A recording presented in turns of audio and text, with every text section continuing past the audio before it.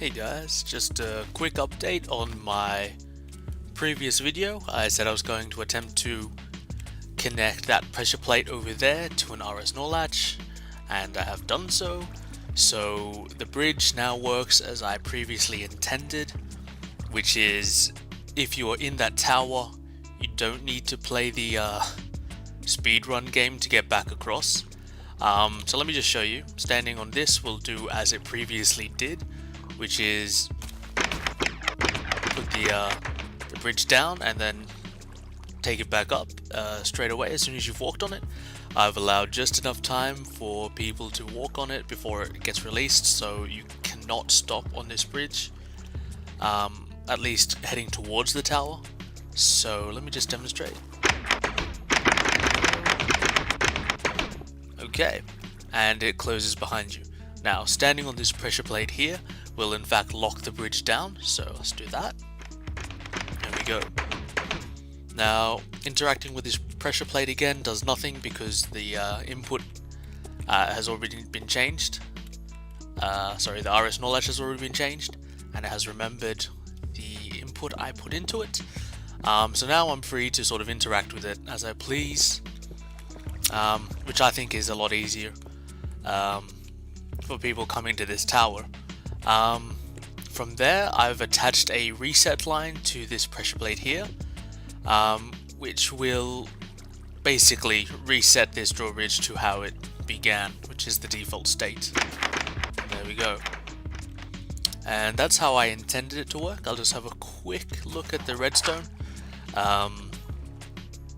It is kind of difficult to follow along if you've never sort of played with redstone before. However, it is very basic for those who have.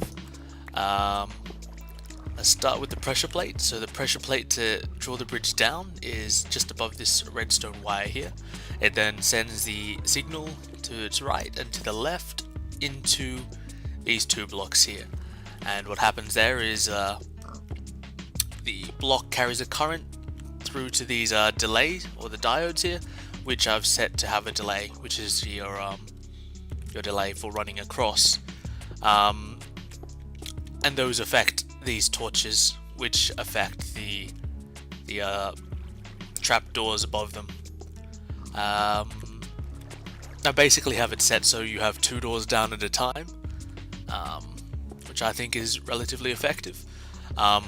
What then happens is the pressure plate over there, when I want to lock the bridge down, it sends a input. Oh, sorry, it changes.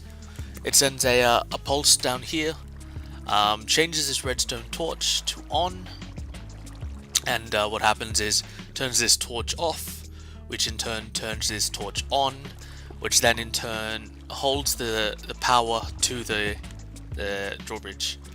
So let me just demonstrate what I mean. So if I were to push the pressure plate over in my tower, this would turn off. And as you can see, this torch is now turned off.